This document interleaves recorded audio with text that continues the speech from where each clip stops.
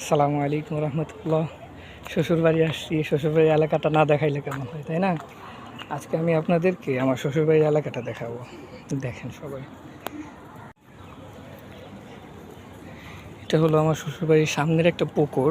এখানে মাছ ছাড়ছে অনেক অনেক সুন্দর একটা ভিউ এখানে। আমার ভালো লাগে আর কি এই জায়গাটা। কুসুল কাটতেছে, এটা আমার দাদা লাগে সম্পর্কে। আসসালামু আলাইকুম রহমতুল্লাহ।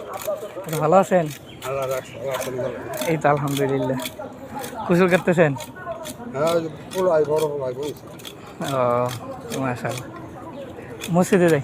আচ্ছা, আসসালামু আলাইকুম। জায়গাটা অনেক বেশি সুন্দর।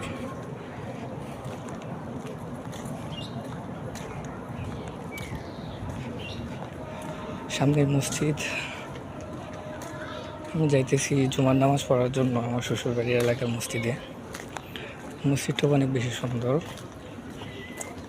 আমি আমার শ্বশুরবাড়ির এলাকার এই রাস্তাটুকু আর শুধু মসজিদ এতটুকুই চিনি, এর থেকে বেশি আর চিনি না। আমি প্রায় মসজিদের কাছাকাছি চলে আসছি। মসজিদের পাশে একটু মাদ্রাসা আছে। মাদ্রাসাটি নতুন, মাদ্রাসার নামটা আমি জানি না, দেখবো মাদ্রাসার নামটা কি। মাদ্রাসার নাম হলো তাহজিব বালিকা মাদ্রাসা, নুরানি কিন্ডার গার্ডেন। এই হলো মসজিদ, অনেক সুন্দর একটি মসজিদ। মসজিদে বয়ান হইতেছে, মাশাআল্লাহ অনেক সুন্দর একটি মসজিদ। মসজিদের